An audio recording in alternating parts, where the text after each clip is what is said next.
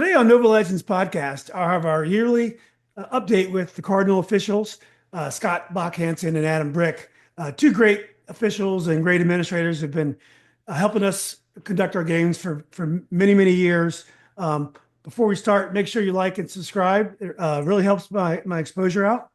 But guys, look, happy Thanksgiving. I know, Adam, you can't enjoy Thanksgiving like Scott and I enjoy it because we're not working as much as you are. So you have to push yourself away from that table a little earlier than we probably have to. No, I'm happy to sit at the table. We had plenty of pies yesterday, and good thing we have plenty left over today. And hopefully, I'll be ready for Tuesday night, That's great. Good. the opener. Right? I got a couple of days. Yeah. How about you, Scott? Are you able to enjoy yourself now that you're not going to be in the middle of I don't think you're working these days, are you, Scott? Are you still working? No, that sound you hear is a lot of coaches clapping and Yeah. celebrating. No, that unfortunately the some health issues and I don't have any cartilage in my knee, so I'm just evaluating helping. I'm still president of Cardinal, and so really focusing on my personal life where I'm getting ready to enter Advent season as a pastor. That's a really busy time for us, so it's okay.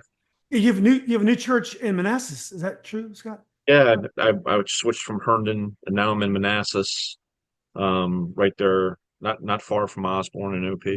Now, I know you're not Catholic, but do you get a lot of officials come to you and confess their sins with you? No, no. I mean, we do have a chaplain team, so we do support. We just went through a tragedy with one of our officials, unfortunately, and Mm.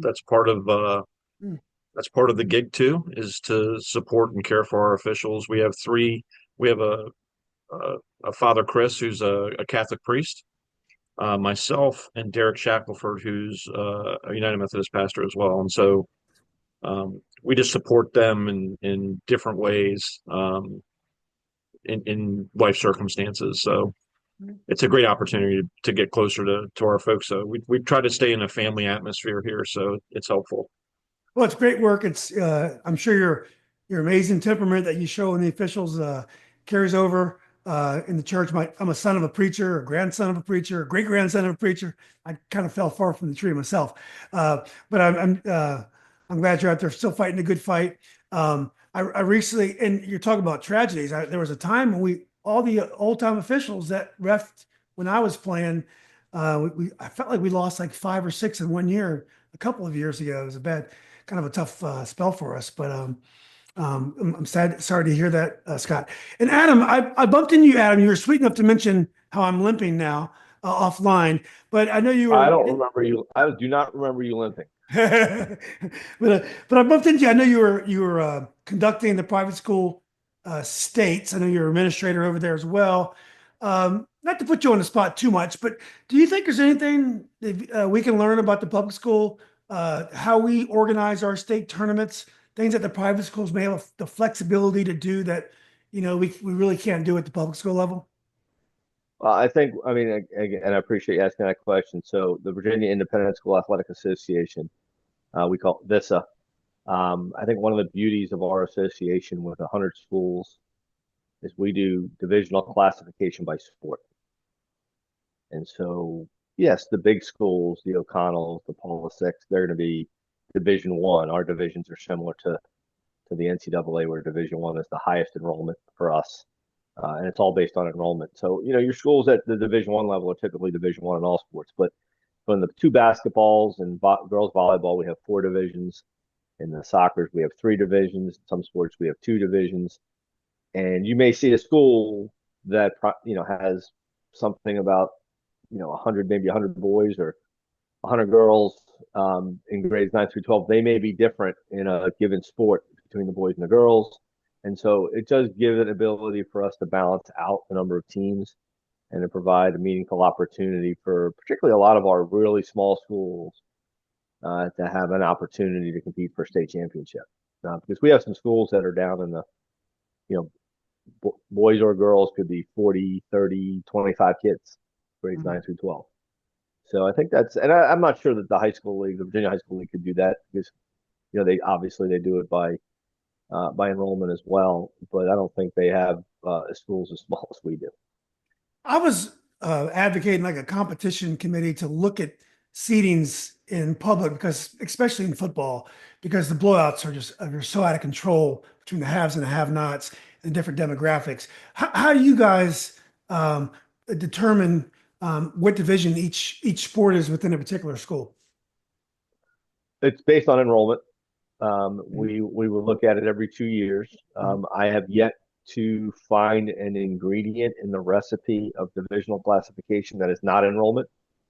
There are some conferences, I believe, that will have kind of like what some of the European soccer leagues do, where they have promotion and relegation based on your performance the prior year. I think in high school it's a little bit tough because we all know you could have a senior laden team one year and be really good. Doesn't mean you're going to be good the next year. That's right. And the exact opposite could happen. You could have a very young team and not be very good this year, but that experience they gain during the year can make your team very good the following year. So I don't know if relegation and promotion is the right thing based on performance. I would love to be able to figure out a way to do it based on philosophy is not the right word, but based on emphasis that a school perhaps places on a sport or in sports. But that's really hard to do. And so right now we're strictly based on enrollment, boys enrollment, girls enrollment, grades 9 through 12. Yeah, I would love to see Lewis, who's amazing in soccer with a very Latino population, to be in the highest division in soccer, which they are. They've been in the state final, I think, for the last 5 years or something crazy. But their football teams just get destroyed. And it'd be nice if you can put them in a division where they can be competitive. And I think, like you were mentioning, with relegation and promotion, you have to buy in. You have to have a culture that values being a top division, not a culture that values trophies. Because if you value just trophies, you want to be in the bottom division. If you value the prestige of being in the top division, it's great to be up top. Scott, I know you've been around the DC area and you've worked in Maryland and DC. Have you seen other structures in the DC metro area that have worked differently than how we kind of structure them, or is that something you haven't paid much attention to? Not really. I mean, when I was over in Board 12, like the Catholic League is a different animal. I did 4 straight finals with them, and the way that they do their seedings and stuff, I think it makes sense for them. At one point, they even had like a Metro 1 and a Metro 2. They had like 2 different levels. And so but from what Adam's level is, honestly, I took the games I was assigned and I went and worked them. I didn't really get too deep in the weeds at that point in my career. I was just out trying to figure out, where I was going next between college and high school games. Yeah.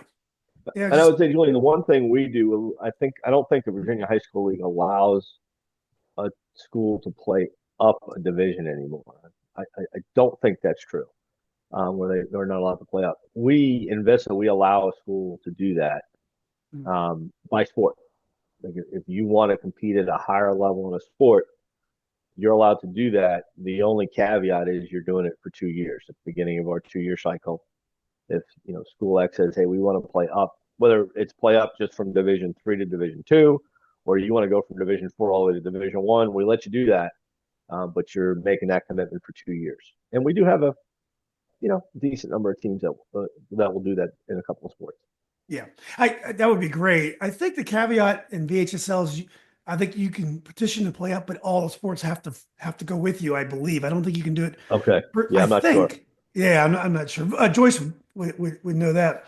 But well, look, guys, let's get to first of all the rule changes of this year. There's a lot of rule changes. I try to go through them. Well, most of them are very minor. Nothing major. There's no shot clock or anything like that. But I thought one that was huge, or not huge, but maybe it's an area of emphasis is simulation or when you pretend there's a foul. I don't know what in soccer we call it simulation. I'm not sure what we're calling it in basketball. Faking being fouled is the terminology they're using. That's a mouthful. But it's been in the rule book for a long time. The only thing they changed this year, well, one, it's a point of emphasis, which is a story for a different day, or maybe it's a story for this podcast. But the only thing they changed really was the they've given you an opportunity to give an official warning prior to giving a technical foul. So there, to me, there's two things. There are two rule changes where they've added an official warning, so that the referee can go in and do an official warning, and that's the faking being fouled and failure to pass the ball immediately to the nearest official instead of having to give a technical foul right away. Now, I mean, I've been refereeing basketball for longer than I care to admit. I'm not sure I've seen. Well, I know I've never seen a technical for faking being fouled, and unless a kid tosses the ball from one end of the gym to the other, I'm not sure I've seen one for failure to pass the ball to the official. And so those rules have been around for a while. When a kid does something, you just tell them to knock it off. Yeah. 9 times out of 100, or 99 times out of 100, they don't do it again. I mean, and so I mean, I don't consider them much of rule changes as they do. They've changed the administration to provide the official with something, an intermediate step prior to, or preliminary step prior to giving a technical foul. Well, the And then warnings and Scott can correct me on all the rules that I just bungled.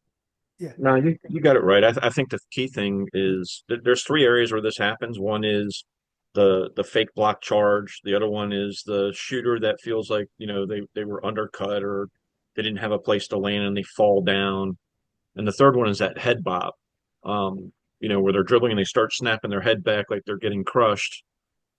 And I just, Adam and I talked about this years ago. There was a kid that used to play out in Loudoun County. I'm not going to name the school, but he ended up playing Division 1. But he would always do that. And I remember going to Bill, who was the coach at the school, and saying, "Hey, I can't tell if he's getting fouled or if the kid's got Tourette's. I don't know what's going on." And he just kind of laughed and he goes, "I get it." And all I was trying to do is communicate to him, like, have him stop doing that head bob stuff. He's going to get the calls because he's better than everyone. He's head and shoulders past all the time, and I think sometimes it's easier for those of us that know how to communicate with coaches. Like I could go up to Dez or to Sherman or to Los and just say, "Hey, tell that kid to knock it off," and they're going to take care of it. yeah, But not all of our officials are great communicators. No, I mean, the yeah, easiest way to deal with that, quite honestly, is you talk to the kid. Hey, you didn't get fouled on that one. And the more you do this, when you actually do get fouled, I'm not buying it. yeah. Yeah. Right. And so, or if it's the fake in the block on the block charge, it's just call a block. And, or, faking the charge, call the block. And I mean, again, these rules have been around for a while. Yeah. I think in the points of emphasis, it talks about how the rule's been in place for 20 something years. Yeah. Yeah. Now, you're going to see it. It's going to get called because it's a point of emphasis. We all know what happens with points of emphasis. They get called.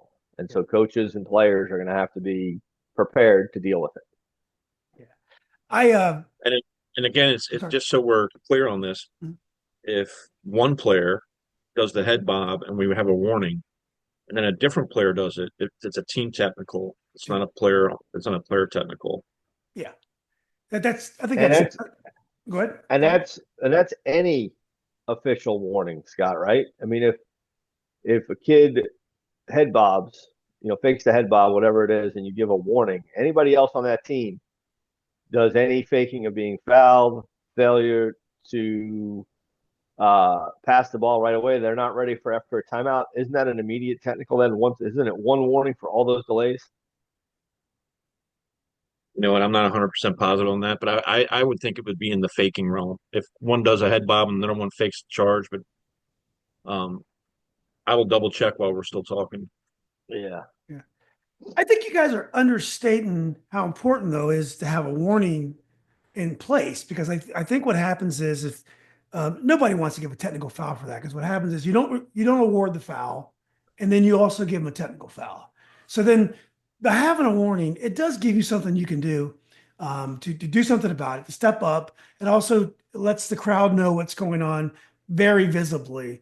So I think it is important when you can have a warning. And in essence, the sanction was too grave, so that no one ever enforced it. I haven't seen that enforced since I played. I did see it when I played. Occasionally you would see it. I think I might have saw one Cardinal person call it last year, but definitely in soccer. Definitely in soccer, I saw it called, simulation is something you see in the pro game all the time, and it's a yellow card. One of the best teams in the Northern region last year, McLean, got to the state final. They have one player in the team who knows how to wrap his feet in the legs of the defender. He falls down, and the referees call a foul all the time. It works. And it's dangerous because what happens is those yellow cards accumulate, and those kids start getting sent off. And his team played 4 games at an advantage, 11-10. So, I think these tools are going to help make the game better. I do think one of the problems is when you take a charge, you're not holding your ground, because if you hold your ground, you're in the way. Sometimes if you hold the ground, nothing happens. When you get the contact, you help by falling down. So there is going to be a gray area in that. That's not really a fake, but if you could just stand there, but nothing's going to happen. But if you fall down and there's contact, that's when things are going to happen. Well, it also helps. I mean, back when I played, I think I fouled out of every game I ever played in. I think I missed every shot I ever took. But when you're trying to draw a charge, you're also trying to absorb that contact, right? And so kind of falling back helps me absorb that contact as well. So again, we've always had the ability and have the ability to warn a player or coach on anything. Just a question of whether or not it's an official warning that goes in the book.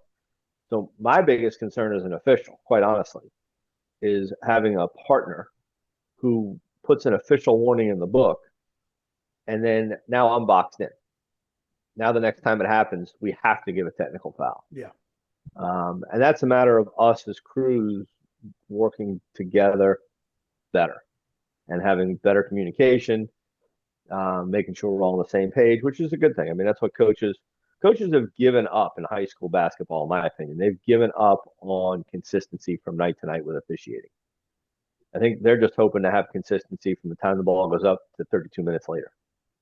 And I think that's the biggest thing that I know I preach with my crews is we just have to be consistent from the time it goes up to the time the game ends, and be consistent on both ends of the floor between the three of us. Again, we're not talking about makeup calls, just talking about consistency. And we owe that to the players and the coaches. Yeah. And that's really difficult too, because we're dealing with 250 to 300 different officials who have different personalities, different ideas of how to handle things. So it's really important for our crew chiefs to really talk about this, in our pregame, as we get together and talk about styles of play and how the new rules have been seen, what plays we've seen. But this is a really important part for us to say, hey, this is how we're going to handle it in this game. Unless it's, for me, I would say, unless it's, one of those things where everybody in the gym goes, what is that kid doing? Like that, gosh, that's egregious. Let's not draw a line in the sand, because once we draw that line in the sand, it really is, it's difficult to not have to go fix that later. You can't say, oh, well, his warning was wrong, so now I'm not going to call that, because we want to stay as a crew. So I think that the key lesson for the coaches and players is, let's just play basketball instead of trying to embellish or overreact to try to trick somebody into a foul. I think that's what the rule and the spirit and intent of the rule is trying to be. Yeah, and I applaud the rules committee for trying with a point of emphasis to make that better. Was it a problem? Adam? Was it a problem though? I think that no. I mean, in my opinion, no, it's not a problem. It hasn't been a problem, but perhaps it has been elsewhere. I mean, I only see 40-something games a year, right? How many? Excuse me, hundreds of thousands are played around the country. So maybe it is a problem. I'm assuming it was because they've made it a point of emphasis. I mean, again, I agree with you. I appreciate the fact that they've given a preliminary step prior to a technical foul, but we've always been able to warn. That's true. You just don't have to go put it in the book. Right. Right. You've always been able to warn a kid or a coach for anything, foul language, behavior, setting an illegal screen. You see the kid stick the arm out. Maybe they don't make contact, or the contact isn't enough that would warrant a foul, I don't have an issue with going over to the kid and say, hey, you need to keep those elbows in on that screen. Yeah, exactly. So, I don't have to go put that in the book. Mhm. So, Yeah. Guys, I want to get back to the rule changes in a minute, but I wanted to stick to this consistency thing here. You guys have heard me say this in the past. I would take Adam Brick and a healthy Scott Bach-Hansen any day in the week over three officials because you have a hard time getting consistency with three people. It's harder, even though you get much better court coverage, keep older officials in the game, and all these things. It's tougher to get consistency. Last year, when I watched a lot of games, I felt many games. We have great officials, and very happy with the work that I saw, and you guys know I'm at a lot of games. I think sometimes though you have crews that are more worried about being consistent in terms of not screwing over either coach. They're just trying to get the calls even instead of trying to figure out what's going to be a charge and block that night.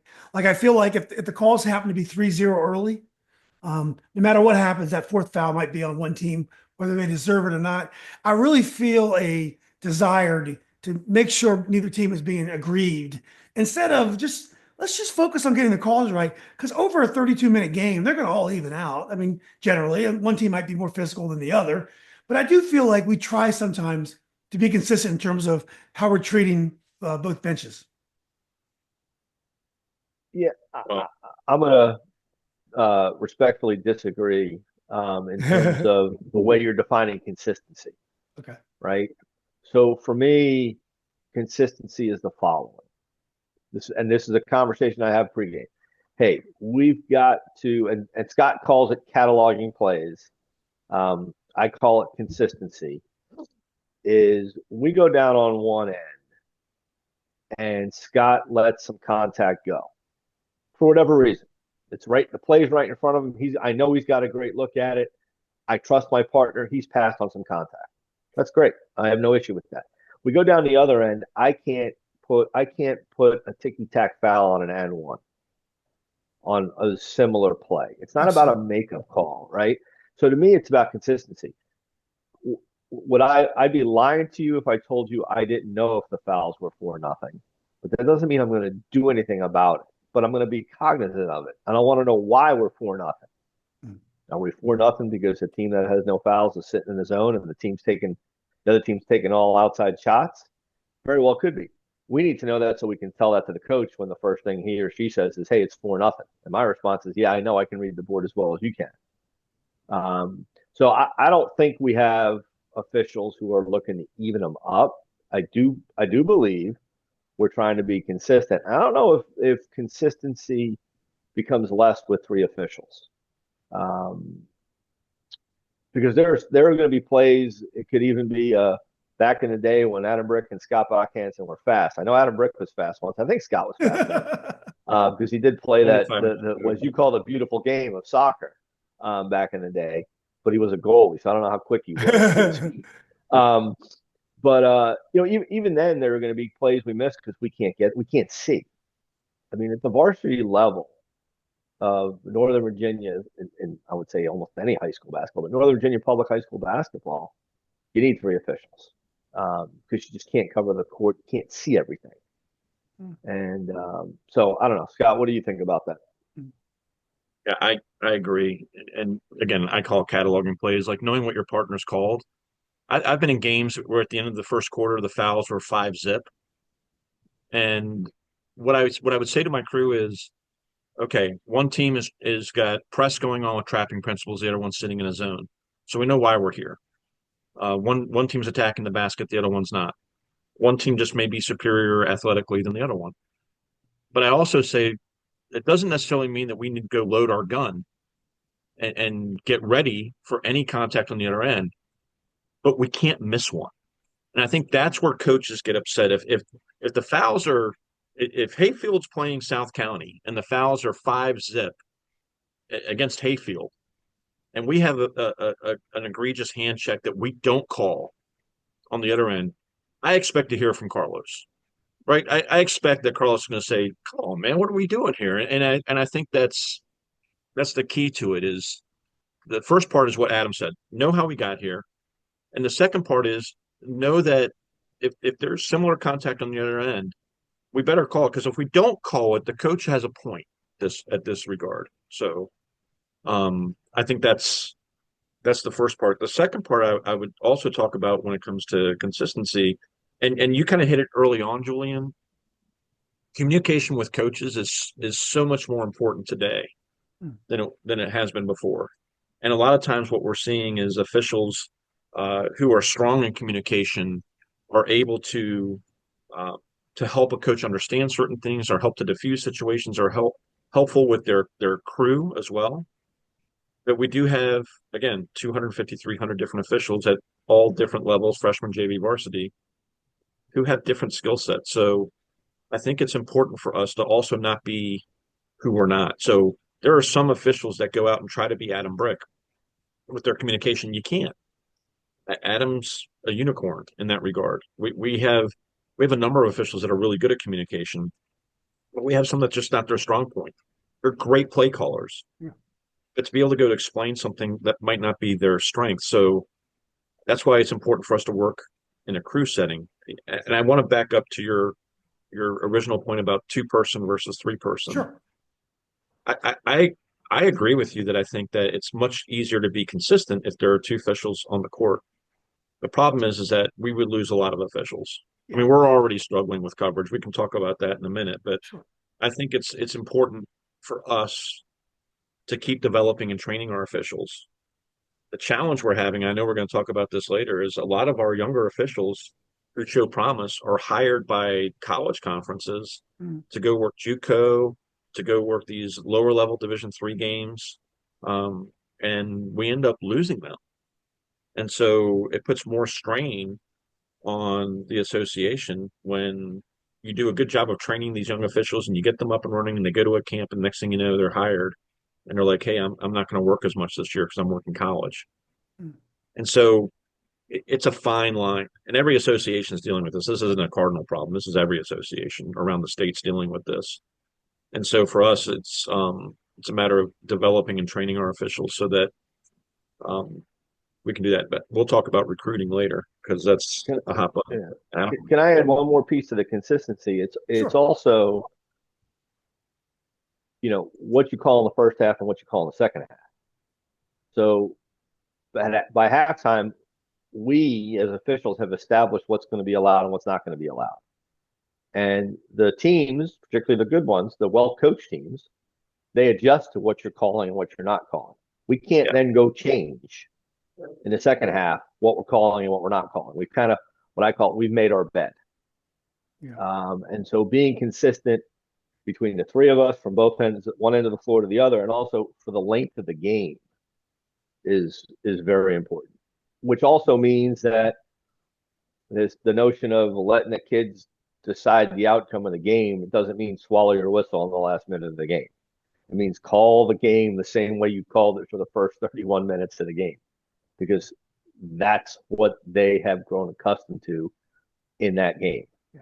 And that's the way the coaches are coaching in that game. And it's unfair for us to make that switch. Adam, it's funny because we talk about, mechanics, we talk about all the things that referees can do to improve, but some of the things that you're mentioning, what not to call down the stretch, what you have to call, that's what makes great officials different. They just have the judgment to do it right and to know what to call. And I know hopefully they have the leadership to get the whole crew on the same page, but the good refs just get it right. They know we want the players to decide the game, but we know that foul can't be allowed, and that's part of deciding the game. It's one of these things that the good refs, they really do get right. And it's fun to watch when the good refs do get it right. I think it's also important for us to have the good communication to tell the coaches. I mean, Adam hasn't done this, but I've done this on multiple occasions where I've walked by a coach and said, I don't think I got that one right. Or when a coach says, Scott, you missed that one, and I can say, you know what, I think you're probably right. Maybe I did. I think that you earn some equity with coaches when you're willing to be human. And now you can't go there halfway through the first quarter and say that, and then at the end of the first quarter, well, there's another one. In the second quarter, you start going, Coach, man, I'm having a bad night. That's 3 in a row. After a while, that gets old. So yeah, there's got to be some depth and quality to your calls, but it's okay to be human. Yeah. The players miss their defensive assignments, backdoor cuts. They didn't substitute at the right time. They have turnovers. They miss shots. It happens. We're Not, human. not just that, Scott. If you admit you're wrong, what are they going to yell at you for? You already said you got it wrong, so They're, they can't. they're not going to yell at you. Right? No, they're not going to yell at you. It kind of goes back to your number of fouls on each team years ago, probably about 100 years ago. I was officiating a game at Lafayette, and they were playing. Oh God, I don't even remember who. But it was 5-0 in fouls, 6-0 in fouls, and against the home team. And I'm looking for a foul on red, looking for a foul on red. All right, don't miss one, don't miss one. Well, I called one. Oh God, did I miss it? Because I don't even think there was contact really. And the coach was, so I went running over to him, and I said, "Coach, just give me 1 second, and then you can yell at me all you want." And he goes, "What?" I said, "That might have been the worst call in the history of basketball." He got what he wanted. Yeah. He didn't yell anymore. And so, I mean, again, we as officials, just like you do in life and anything you do, you learn from your mistakes. Well, I've tried not to duplicate that mistake ever again, right? Or just no, we're not there to make sure the fouls are even. We're make sure to call the game consistently, and that doesn't mean that the numbers on the board equal out. I've told you guys this story before, but it reminds me of something again Adam said about getting them right down the stretch and also trying to be consistent between halves. The last game I ever refereed, I think it was a regional quarterfinal. And it was at Woodson, and I know one of the Olivero brothers was playing, and they were playing Washington and back then Washington Lee, our friend Bobby Dobson. So, Bobby's been yelling the whole game, but it was a good game, real good game. They ended up losing at the buzzer. So after the game, the old timers are giving us constructive criticism. So one of the things that the person said to me, like, why didn't you give Bobby a technical? It was like 3 minutes ago, and Bobby was yelling. Why didn't you give him a technical when he got off the bench and yelled like that? And I was like, Bobby Dobson yelled at a call. I mean, it was one of those things where I would have had to have called that, 2 minutes into the game. I'm not going to bring that out of my tool of tricks with 3 minutes left to go in a regional quarterfinal. And it wasn't even that bad. So I remember, I didn't let that deter me. That was bad advice. But it's one of those things where you're not going to all of a sudden call a technical foul with 3 minutes to go because, that was something I could have cleaned. We could have cleaned up, but that was important to us, much early in the game. So I'm sure you guys have been, yeah. Go ahead, Scott. I do want to go back and just clarify. I did double check. So those warnings are different warnings. So there's a warning for faking being fouled, and then there's one for not handing the ball to an official. Those are two separate warnings. It's not a technical foul. So they have to be within the same cylinder, if you will. But it applies to the whole team. Yes. Yeah. Right. That's so right. you warn, one kid for one, and then a different kid does it. It's a team technical. Yeah, head bob by one kid, faking being fouled on the other end by the same team, then it's a team technical. Yeah. Right. Hey Julian, to your point, I think Adam and I talk about this with Dickie V and a couple of Gill and a few other officials that we've been around for a long time. I enjoy officiating when I was on the court, the difficult coaches, the ones that have the reputation. I got to tell you, not a lot of people feel this way. I love refereeing Bobby Dobson. Yeah. I love refereeing Billy Gibson. I loved refereeing, a lot of the coaches, Charlie Thompson, because I feel like it made me better because they were making me accountable. Now I'm sure that they have made some mistakes along the way in how they communicate with officials that they would like to have changed. But there's something about it. Now I have refereed Danny Hurley back when he was in high school, and Oh, is that right? Cool. I'm thankful to say that he the same outcome he had out in Hawaii, he had in my game where he he went over the line, so to speak. But Yeah.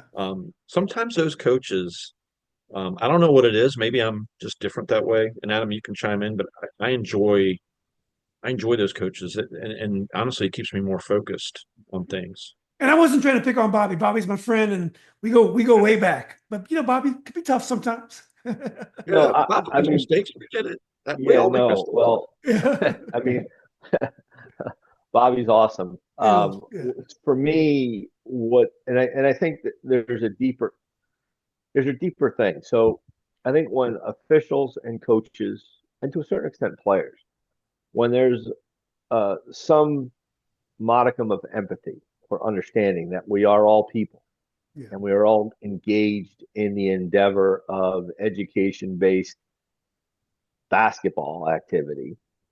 I'm not sure there's a coach I've met, maybe one, who wasn't in this for the right reasons and trying to do the right things by coaching, whether they coach their kids, they're teachers. Whether they teach in the school or not, they're teachers, they're educators. And, I think when we all understand that, we're not there to make sure as officials, we're there to do the best we can to adjudicate the game fairly and equally.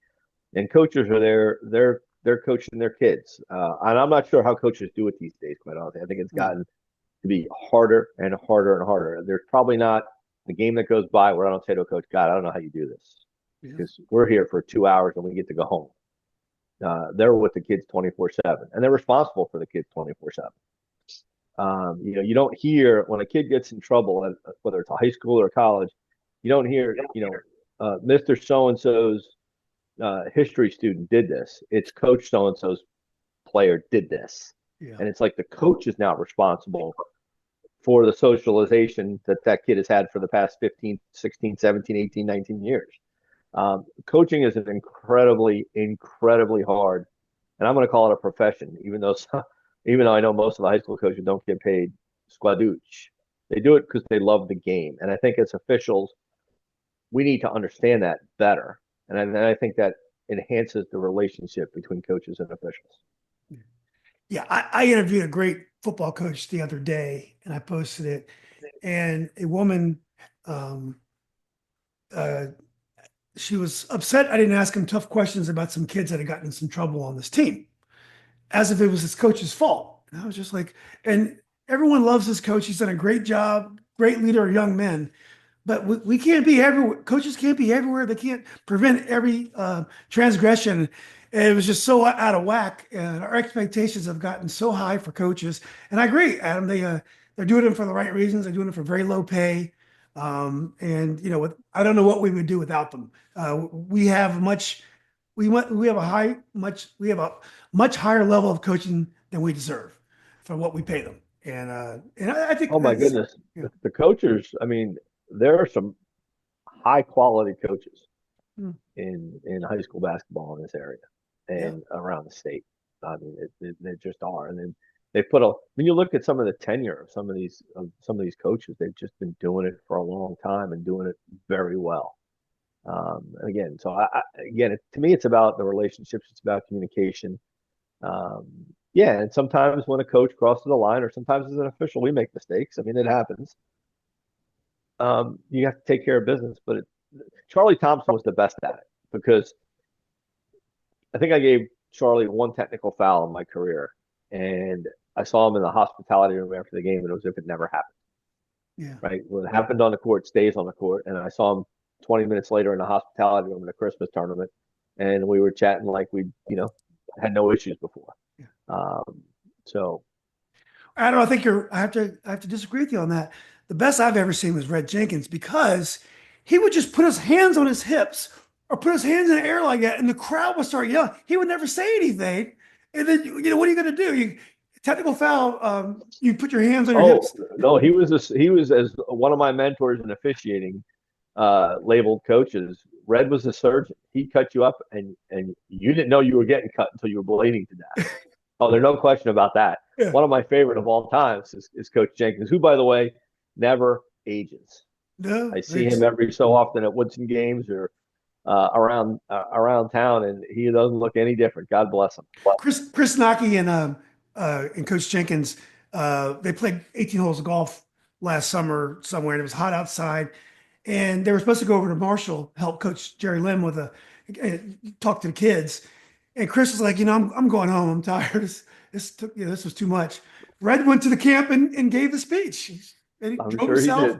he did. I think he's mid 80s or maybe even higher. Just, Bobby, Coach Red. We've so many great coaches that we're lucky that we work with. Absolutely. So, Scott, you want to Red jump had in here? Red had one of the greatest lines when he was coaching at Paul VI. I had them against a math over George Mason, and it was a great game, and all the big coaches are there. These twin towers, a couple kids. One went to Stanford, and anyway, they during the game there was a play that I still don't think we got the call right, and uh, I'll never forget. Red looked at me and goes, "Scott, in my next life, I'm going to come back as an official, and I'm going to straighten that mess out." And I just thought, all right, I'll just take it. I'll just take it because some guys are really good, you know, uh, at their communication too, and that was a fun one. Red tells a story about Willie Jones. You guys probably heard legend of Willie Jones, but he won a national title at UDC as a coach, and he was coach at Robinson before I got there. But We he both won had a technical foul one day because one of Red's players dunked the ball, and you weren't allowed to dunk back in the 70s. So Will Jones came on the court, and he was really upset about this failure to call a technical foul. And so they stopped the game. He was yelling. It was crazy.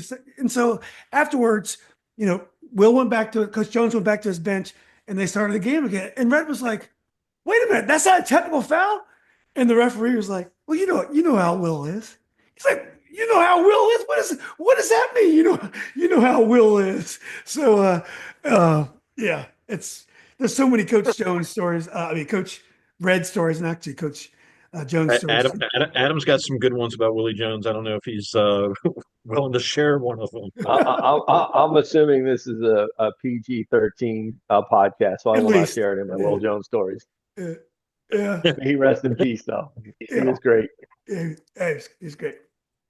All right, well, let's breeze by the other rule changes, and then we can get to numbers and how we did in conduct last year, because I don't think we ever wrapped that up from our last time we've talked. I know there are some uh, instances now where the coaches don't lose the coaching box for technical fouls, and that's a change as well, and which I know is very frustrating for referees to have to officiate the coach's box for the rest of the game. So they've kind of eliminated that a little bit. Can you guys explain that, or did I get that right? Yeah, administrative technicals that happen before the game, whether it be a pregame dunk or whether they don't have the starters in at the 10-minute mark, or they didn't have the players available for them to be put into the book. Those all used to be team technical fouls, and the coach would lose the box. Now it's still a team technical foul. The coach doesn't lose the box, and so which is good, because a lot of times uh, the roster will be over there, but they just haven't been put in the book. Well, if the roster is available, it's not supposed to be a technical foul. So I think overall it's good, because a lot of times the coaches are in the back getting their teams ready, and it could be a young freshman high school student that decided to go get a hot dog because they didn't think they had to worry about something, and now there's a technical foul, and the coach has to sit, and the players lose out on that. And so I think this is a good rule change, and not a lot of coaches know this, but um, myself and Gil Mack wrote the rule change many years ago about allowing the coaching box to be expanded from that 14-foot thing to go to 28 foot all the way to the end line. Mm. So we've had a couple of changes that we've gotten through. I'm still trying to get the slap in the backboard approved, but I'm 0 for 3 on that so far. Yeah. But I'm still working. I'm not giving up on that one yet. I feel like in some But yes, places it used to be. that's what that is. Yeah. I feel like in some places it used to go all the way to the base. In some conferences, it used to go all the way to the baseline, I feel like. Yeah, private schools did that, but the Yeah. public schools, NFHS, had it 14 feet. I will tell you, you really had to be egregious to do that, to have us really bite down on that. So that's one of the reasons we requested the rule change. I thought it was Allowed always the coaches 28 feet. What's that? Yeah, I exactly. thought it's always been 28 feet. Yeah. I mean, when we were working college and high school, I didn't really care either way, Yeah. unless somebody was out of bounds. One thing I don't like when coaches do, and I know you guys see this, and I'm sure it annoys you guys as well. I didn't mind exactly where you stood over there. I'm not really looking too much, especially if you're coaching. But I can't stand coaches. I can't stand when coaches come onto the floor, even when they just come a couple of feet. You just feel like they're just trying to push the envelope a little bit, so you have to back them up. But I do feel like a lot of coaches, they just want to come a couple feet onto the court sometimes. And I wish they wouldn't do that. We had an official that got injured in that a few years Is that ago, right? Yeah. out at Potomac Falls, Mm. ran into Jeff Halls. Jeff was just celebrating. The team, had just made a big basket, and so he was celebrating, but he came out on the court and the official ran into him. And both of them were, I think Jeff actually got hurt more than the official, but it's a dangerous thing. I mean, we only have so much space to work there anyway, and a lot of the teams, run their players wide so they can get down in the Yeah. corners for 3-point shots. And so we have to be aware of that, but we also have to look over our shoulder just to make sure that we see the ball in case it goes out of bounds. Because if we run blind, then we're in trouble. So it's a team sport. Coaches and officials have to work together to protect And the it's also safety. a challenge at some gyms though because there's no room. There's no room. Yeah, The, like the Potomac benches Falls are has right blue at ribbons. the sideline. I mean Yeah. that's the problem at some of the schools. There's just no room. Yeah. So I don't know, maybe we need the sideline warning like they have in football. Yeah, exactly. I think to me, Like that's a like we bigger need another warning in the book. another warning in the book. But no, I think that's a bigger issue than the size of the box, to be honest with you. But I'm not Did keen for Adam the Brent day. just say that there should be another warning? I'm just curious. Can we He did type that back? facetiously. He did Yeah. facetiously. Um, No, I just call a foul on a coach who's on the court. No, Adam, I've seen you a million times while you're reporting the foul, using the other hand to back the coach up. I can visualize you. You have this mechanic where you're going 4-4 and you're trying to back the coach because they love to do it. And most of them, they're just coaching, they're just communicating. It's not a problem, but it's just a little thing that you feel that they're trying to do. I also this year, guys, contact by teammates outside the line could lead to out of bounds by that team, which makes sense. And I think we probably have always kind of done this, but now it's kind of codified in the rules. Did you guys notice that one? Yeah, I think you hit it on the head. I don't even think we need to spend much time if somebody touches them and they're out of bounds, and they're out of bounds. Yeah. Right. We talked about 20 seconds. Okay, there's now 20. If it's an injury timeout, 20 seconds, they can stay in the game. I guess as long as the coach is not summoned. And if the coach is summoned now, whether he comes in or not, the player has to come out. But leaving that aside, you can have a 20-second kind of your own injury timeout. Not really a timeout, but anyway, 20 seconds, see if the kid's okay, maybe wipe blood away or something, and then you can stay in the game. I think that's it. Yeah. So that one's the clarification on that. It really is just the 20-second part and also the beckoning. So if they're beckoned but they don't come on, they still have to leave, and they have 20 seconds to fix either maybe putting tape on a finger, or if there's blood on the uniform, they can spray it, or they can put a bandage. Um, but the 22nd is to try to be consistent with disqualified player, injured player, But the substitute. 20 seconds is just for blood. Yes. If a kid goes down and is hurt, and I mean the first thing as an official, the first thing you should say to the kid is, "Do you need help?" Right? That's the question. Like, do you need help? And he's like, "No, I'm fine. I'll be all right." So you refrain from having anybody come out on the court. And if it takes that kid 30 seconds to get his whereabouts together, assuming again it's not a head injury, but to get himself together, the 20 seconds doesn't apply there. There's no time limit on that. It's really the very minor blood issues where kid's got it on his jersey or he's got it on his finger or whatever it is that they can clean up in less than 20 seconds, then the kid can stay in the game. That really, I think, is the purpose of the rule. Yeah, I think what happens, and Adam's right, it is the blood. So there's two different rule changes. One Right. is the blood, 20 seconds, and then one is for an injured player. If you beckon them on the court, they have to come out. Or if somebody comes out, and it doesn't have to be the coach, the trainer could be worried and come out on the court. If they come out on the court, then the player has to come out, be a substitute, or they can use a timeout to keep them in the game.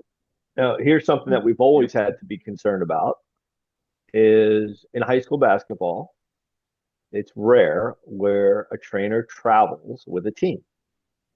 It's typically the home athletic trainer admirably takes care of kids on both teams. The athletic trainers, actually, if there may be a harder job than coaching, and it's being an athletic trainer these days. The hours that they put in, and but if I've got a kid down and I've asked him if he needs help and he says no, and he's from the visiting team and I haven't beckoned, but here comes the home athletic trainer, I don't think it's right to make that kid go out.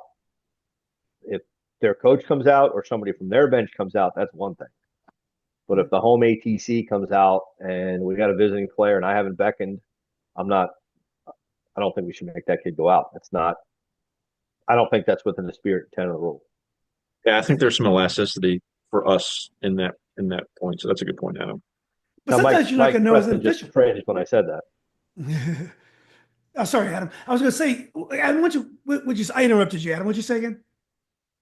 I said Mike Preston probably just cringed when I said that. Our rules interpreter. Oh, gotcha. He Yeah. cringes when I speak every time, so it really doesn't matter.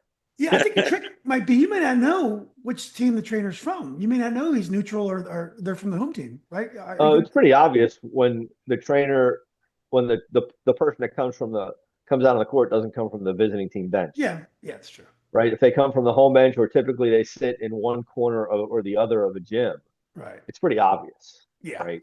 Right. Especially if they're wearing the colors of the home team.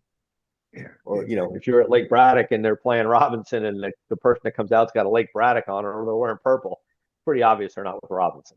Exactly. Right. Well, and here's where we get in trouble with being too rulesy. Like we get too focused on exactly what the rule is and not the spirit and the intent of the rule. I mean, I had a play a few years ago, was at West Springfield, and one of the West Springfield kids, unbeknownst to me, got hurt behind the play. And Billy Gibson's just going nuts. Like, why aren't we stopping the game? I don't know. I can't see anybody. And so the basket goes in. We have a foul. I go over and I said, what are you yelling about? And he's like, our player was injured. Nobody stopped the game. And I was like, well, where? And he said, well, she ran over to the trainer. And so I went to my partner. I said, did you see the player from West Springfield hurt? And he said, yeah. And he said, but she got up and I didn't think it was anything, but she ran over to the trainer. So we should probably call a technical foul for leaving the court. And I went, no, we won't. Because you're going to have Armageddon if you do that. So sometimes we can be too focused on this rule book that we don't understand how to referee it from a spirit and intent of the rules too. Exactly. What was behind the rule in the first place? That's funny. Yeah, Scott, you could have gotten in even further trouble from Coach Gibson that night.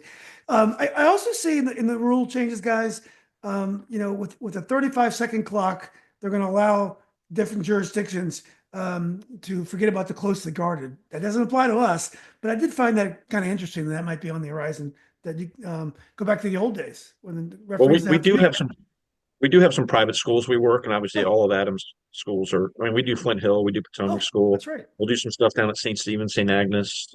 So we do have some pockets where that happens. But you're right. VHSL has not approved that for the state of Virginia. Okay, that's going to be interesting. Guys, what was the rule changes about electronic devices? What was is that like maybe radio earpieces on the coaches? I didn't understand the intent behind those changes. They're trying to get away from coaches with iPads recording stuff and saying, see, you missed the call. It's meant to be for stats only. Okay. And so no recording devices, either audio or otherwise. They don't want somebody, giving them feedback in their ear that have a monitor somewhere else. And not that schools are doing that, but I think that maybe they've had some instances where that's happened, where coaches are using the electronic devices for audio or visual support. Yeah. So they're meant for stats. Yeah, okay, stats. So if you got an assistant coach on the bench with an iPad videotaping, stay away from using that during the game with us. I mean, you can always. I mean, we have NFHS now, so anybody can do anything. So I don't think this is going to be too much an issue. Right. Julian, I get the sense that you're reading the rule book more now than you did when you refereed. Thanks for that shot, Adam. It can be a dangerous thing, reading the rule book. Adam, I'll have you know that I always scored high on my test, and I usually got the rules right, even though I may have enforced them incorrectly. For the last change, guys, I wanted to transition into our next topic. There was a big play in the state final last year, and we had Scott and I had fun with this on social media because everyone had an idea. No one really knew what happened. They made a big deal about this play. So Patriot and South Lakes are in the final, and uh, Patriot gets fouled, and the scorers are arguing about whether it's 1-on-1 or not. So I think the Patriot score, who was the official scorer of the game, or no, there was an official score and there's a Patriot and also a South Lake score. I'm not sure how they do it at state games. Anyway, they were arguing. So they administered the foul throws. I think he made 1 and 2, and then they ended up waving it off. So then, I mean, everyone in the gym didn't know what was going on. There's this kind of this feeling in sports. Once it goes on the board, the points go on. You can't take them off. We both know they're correctable errors. So the referees got the mechanic right. But it's one of those things, you win the battle, lose the war. It was a very confusing moment in the state final. It did kind of take away from, I'm not saying take away from the game. I think the guys did a fine job in the game, but it was kind of an uncomfortable moment in the state final. And I'm sure they would have wished it didn't happen. But it really wasn't their fault. The scorers were arguing about the scorebook. And turns out they have a new rule change, and Adam will be proud that I'm reading all the rule changes. The non-official scorer is supposed to be checking his or her work with the official score. So they added a duty for a non-official scorer in the rule book, which I think is new. Anyway, let's talk about that instance. I don't know if Adam, you saw it. And let's just talk about generally correct whether the referees handle that right and how important it is for a crew to handle it right. Because after the game was over, everyone was talking about this instead of the game. This is something we were talking about for about a week. So, Yeah. so I remember this because I was there. Yeah. When you said correctable errors earlier, I couldn't remember it, but I knew and know exactly what you're talking about now. Where we sit in for state finals, we're all referees there. So as soon as this started happening, I mentioned to somebody, I think they put the fouls up on the wrong side of the board. And somebody said, I was just thinking the same thing. So we knew this was a potential issue. And then when they went to go shoot free throws, I said, this isn't right. And the South Lake scorekeeper, the young lady that does that, did a good job and did what she's supposed to do and say, no, this is wrong. This is wrong. And from what I understand, to the people of Patriots credit, they agreed as well that the fouls were incorrect. It was the official scorekeeper that was provided by VHSL that and he's doing a lot of games there. So I'm not going to make mistakes or point fingers at him, but he just put him up on the wrong side. Yeah. He put 2 fouls up on the wrong side. He got kerfuffled, and the officials. It took them a while. Obviously, if one of us was down there as an alternate or something, we might have been able to help them.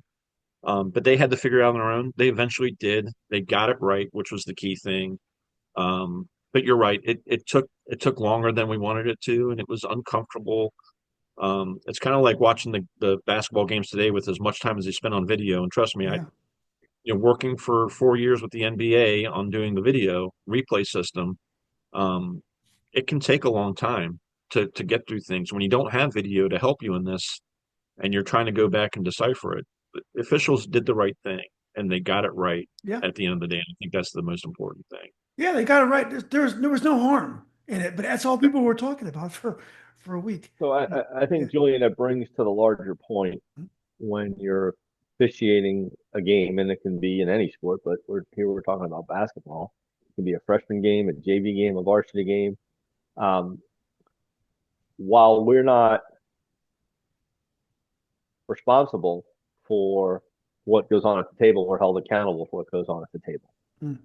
And so it really is part of a progression in officiating to, we need to know the arrow, right? We can't just rely on the person at the table to switch it. And that's probably one of the easiest ones to know because you do have a 50-50 chance of getting it right. It's going one way or the other. Knowing the number of fouls. Okay, well, it was just 3-2. We just called a foul on White. It should be 3-3, not 4-2.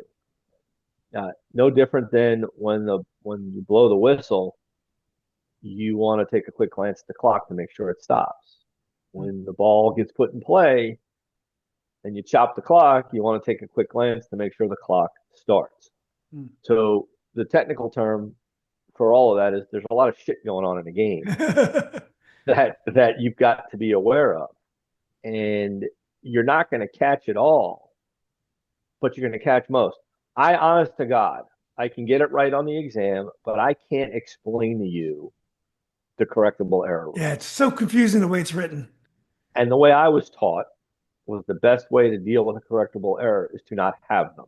Yeah, sure. And right, so I'm gonna give it a whirl here, Scott. It's failure to award a merited free throw. It's awarding a free throw that wasn't merited, erroneously counting or canceling a score. It's the wrong free throw shooter or shooting free throws at the wrong end. Are those the five? Those are the five. Did I get those right? Adam, Yep. that's not the tough part of the rule book. The rule book is No, a dead no, ball after. no, I'm with you. It's the next part. That's why I never get to the next part. So we're only going to shoot free throws we're supposed to shoot. We're always right. We're going to shoot them at the right end. Right. The right kid's going to shoot, and we're going to make sure we only count the baskets that are supposed to count. Yep. To me, that's easier. Yeah. Yep. Than trying to figure out the first live ball after the dead ball after it rained on Tuesday. I can't follow that. I can't I mean, either.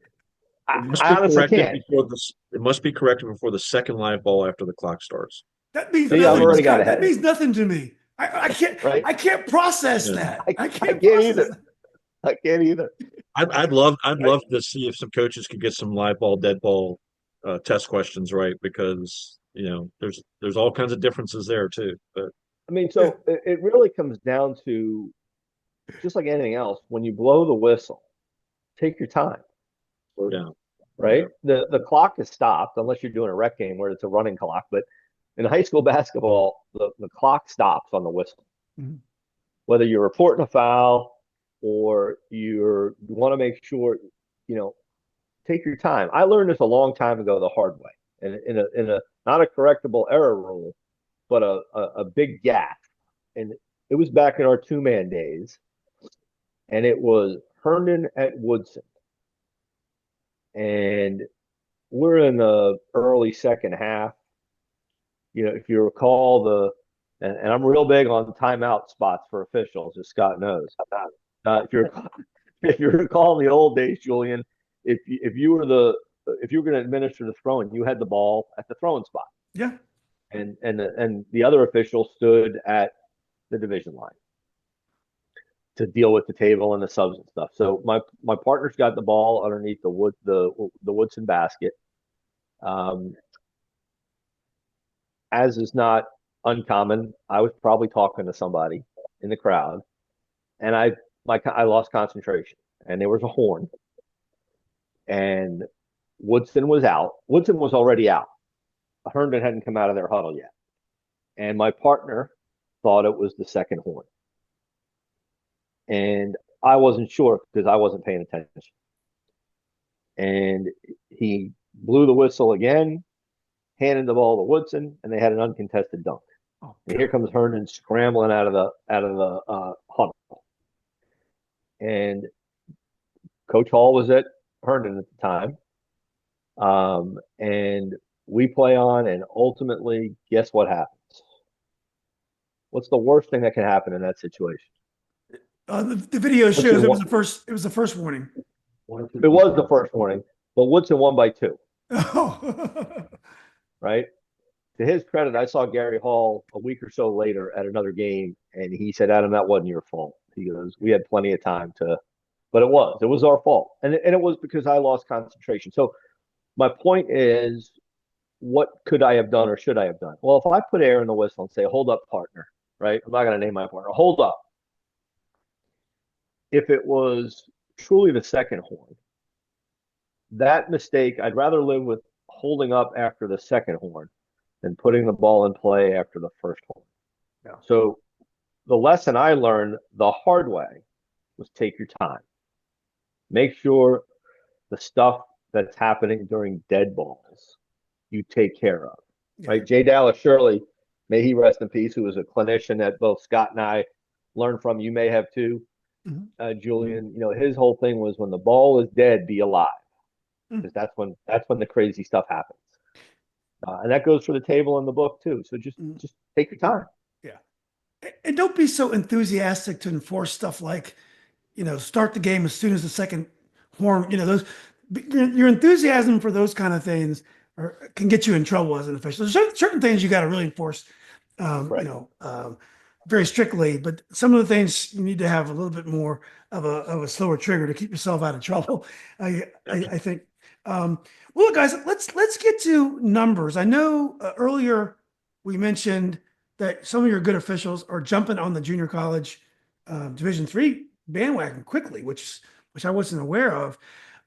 Is that being caused by a pay disparity? Is the money so good at those levels now that it's hard to get folks to want to do high school? I think it's more about the chase to get to the top level, and to do that, you have to go through some of the lower levels. Mhm. There are a few special individuals that move up very quickly. We have one that was in the applicant class 5 years ago. She's now in the G League and does Division I men's. But she has a background. Castine played at University of Kentucky. Mhm. She started and was the captain for 4 years, and is now working the G League and Division I men's. Very, So, but yeah. she also did some women's games at the Division III and Division II level before the NBA discovered her, because somebody has a big mouth that's wearing a purple sweatshirt on this podcast. But they were able to see that, oh wow, this is somebody we're interested in, and she's probably a year or two away from being in the NBA. Those are very special. What ends up happening though is a lot of people, they have the dream. I mean, I chased it. I refereed college basketball for 13 years. Adam was a college basketball referee for a number of years. But you start at the lower levels. You don't just get hired by Division I. You have to have some resume of more than high school varsity basketball to do that. So there's a lot of officials that will get into JUCO and Division III and Division II, and then they'll go to Division I camps, and then they'll look at the resume and say, oh, he's already worked 2 or 3 years of college basketball. We can use him. Or wow, she's already got a year of college basketball on the men's side. We can use her. So um, I think what happens though is it's a trickle down effect. A lot of the older officials are retiring, or they're breaking down physically and they can't be on the court anymore. And that's happening at the college level too. Hmm. And so now you're seeing a changing of the guard, and the money is a factor when you get to the Division I level. I mean, because these officials at worst are making $1,200 a game. Hmm. You do that 3 times a week, that's 3,600 bucks. Let's just say 3,000. You take out your travel expenses, and you're doing that for 15 weeks. That's a pretty good side gig. Yes, it is. So a lot of these officials are finding ways to get into that cycle. Some of them are probably uh, more hopeful than realistic. Um, but there's definitely a cause and effect. Last year when we were on this podcast, we talked about having 325 to 350 officials. Mhm. I've been telling you it's 250 to 300. A lot of that is just you know people that can't be on the court anymore for physical or health reasons. They retire. They're tired of being screamed at or yelled at, and they just get out of the game. They're like, why do I need this? I can get this at home. Um, I think there's some of that. But to your question though, money's a factor, but it's not so much now. Like high school officials, we pay over $100 a game, Mm. and that seems pretty good. I mean, when I started, it was 33, Yeah. and so, um, but people also got to remember that there's travel involved, there's traffic, there's time away from your families. By the time you leave work to get to a game, you referee the game and you're done, and then you get home. It's about a 4 to 5 hour window there. Yeah. So really, you're only getting paid about $20 an hour. You're not doing it for money at the high school level. You're doing it because you love the game and you want to get back to the game. Or you're doing it as a way to get experience so that you can springboard into that. So Yeah. I don't know if Well, Adam wants to Yeah, share anything about yeah. yeah, no, and I may have mentioned this last year. But it may be since then. So the National Association of Sports Officials did a survey, and this is for all sports around the country. The average age of officials is nearing 60 Get out of here. in all sports. Yeah, Wow. yeah. So this is not a just because there are some young ones going to the next level. This is a systemic problem in all sports for officials around the country. And I know that there are a lot of efforts at the National Association of Sports official level, at the state levels, trying to recruit, retain, encourage people to officiate. Um, it's hard. Um, you know, a college coach once told me about what is the best example I've heard, and it's about wanting to play a sport. But I think it's the same thing. It's kind of the same for officiating. Is if you want to play a high school sport, you got to love the sport, right? If you want to, if you want to, or you at least got to like it. If you want to play in college, you got to love it, and if you want to play at the highest level, you got to live it, Yeah. right? And I think from an officiating standpoint, if you want to go out there and you want to referee high school basketball at the varsity level, and you're going to work, I mean, these days it's no longer just Tuesdays and Fridays like the old days, right? And there might be a Tuesday or Friday you'd sit home because there were more game officials and there were games. Now you can referee 6 nights a week, and some referee 3, 4, 5 nights a week. You gotta love it because we're not doing it for the money. Yeah. At the end of the day, by the time you with your gas and your uniform and your expenses, and you go out after a game and you have a sandwich and a beverage, it's not about the money. Yeah. It's about the friendships. It's about the fun. But less people are enjoying that, I guess, because, like I said, that average age is getting close to 60. Do guys make more money that do rec do like 4 or 5 rec games on a Saturday afternoon where you don't have to travel and you can kind of build money? Because like for example, in futsal, I know this guy. He'll do futsal. One guy can do a whole game by himself. It's a basketball court, indoor soccer. He'll do 8 hours of it, and he'll do 8 games. I think he gets like 40, 30, $40 an hour. So he'll have 300 and something bucks at the end of the day because he can sit there and you don't have to run in futsal. You can sit in the middle of the court. Is it like that in basketball? That if you do rec, you can make more money because you can get more games in a row? I think I can give you the example when Gil Mack decided to give up college basketball, and I'm sure Gil will be okay with me sharing this, but yeah, he was making $150 on a Saturday, but he'd have to drive 3 or 4 hours to get to the game, Mm. work the game, 3 to 4 hours home.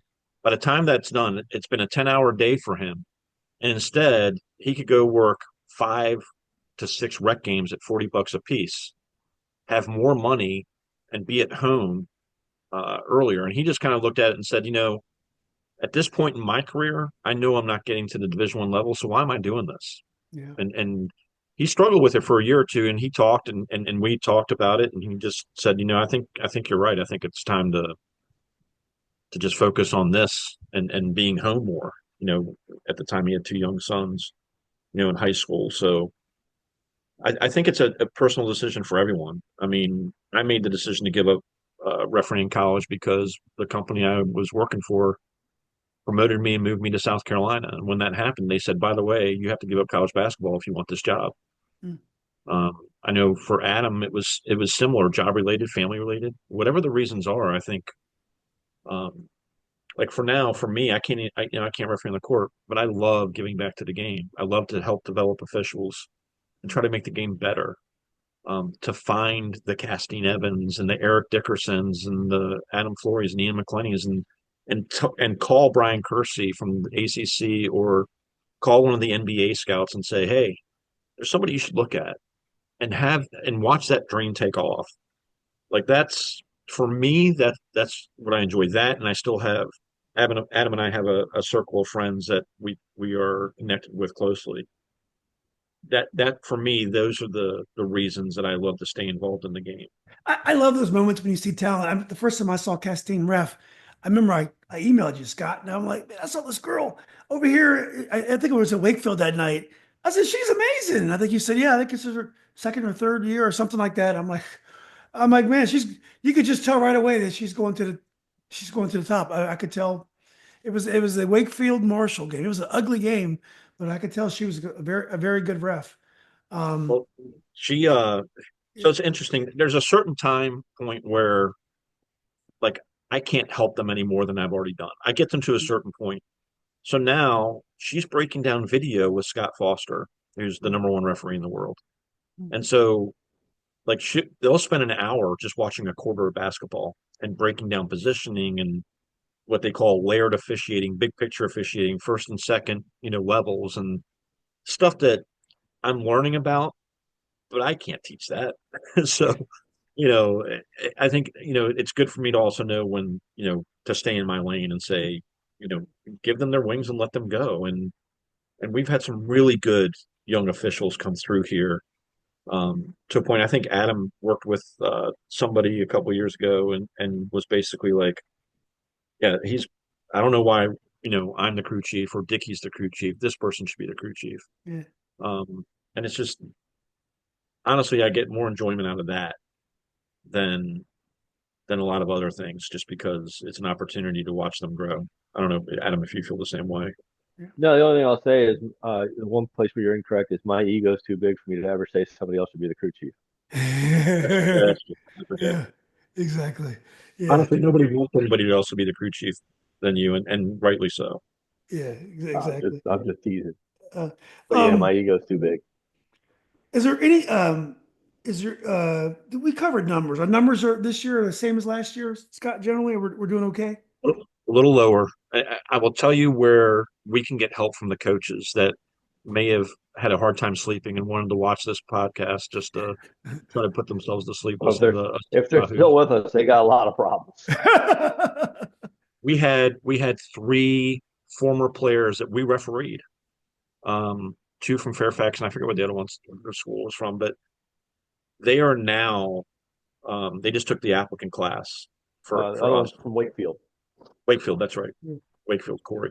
And so these three have such a bright future standing in front of them. And so a lot of times players that graduate come back to the area and they want to get involved in basketball and they want to be a coach, but you don't have space for them on your bench, or they don't want to take a volunteer role. They have an idea that they want to get into basketball coaching. Well, I would offer you to say give them a chance at letting them know what we do. I mean, because these three young officials, and all three of them have a great opportunity. Christian played at Fairfax, came up to me after our fall clinic, and he is all in. And we have resources, and I'm not going to say anything negative about other area associations, but I feel like we have the best training opportunities here. It's proven. It's been year in and year out. We have dedicated people.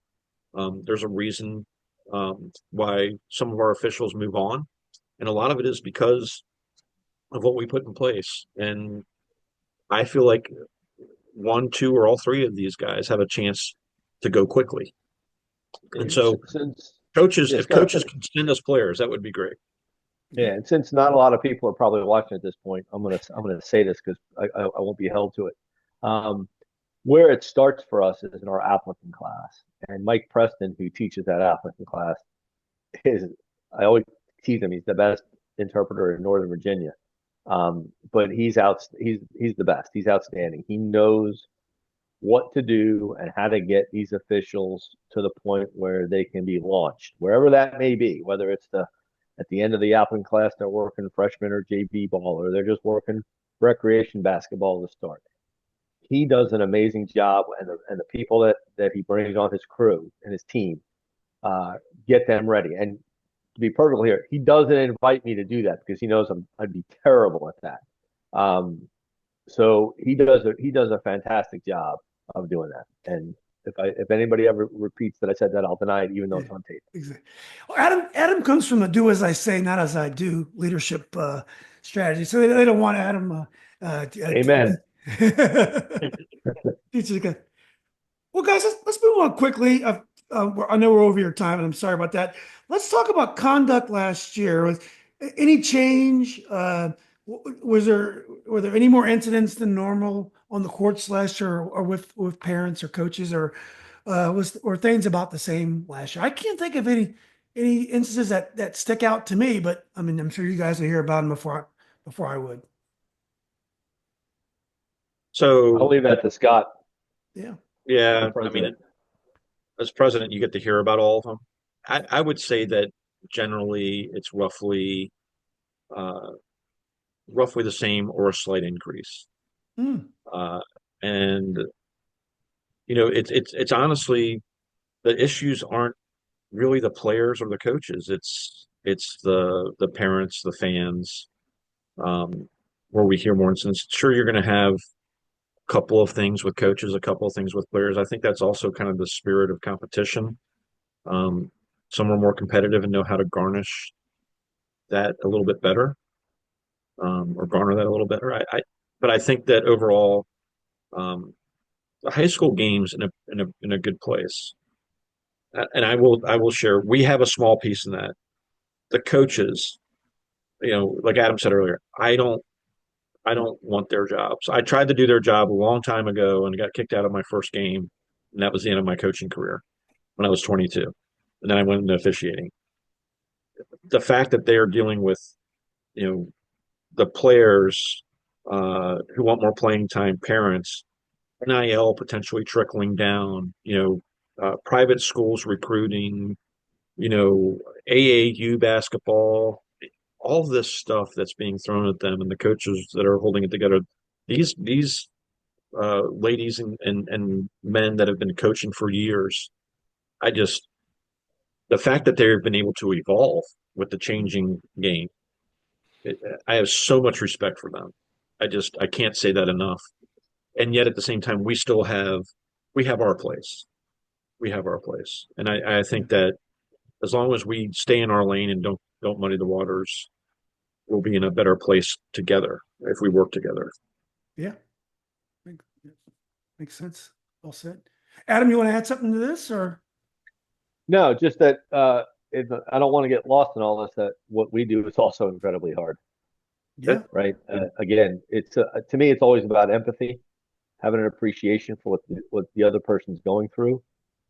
And hey, just like when a kid comes to a game, and this is the hard part about, I think one of the hardest parts about coaching is you don't know what's going on in that kid's life that day.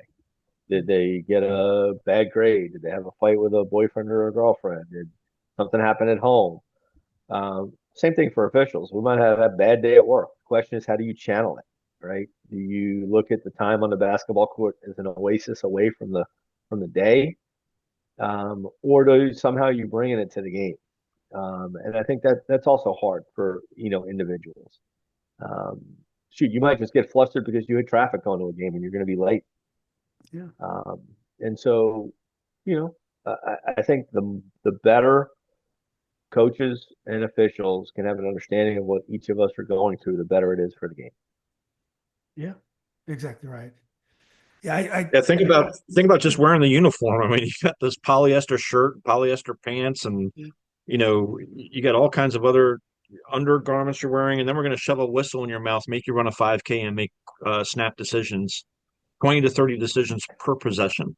So And it's hard.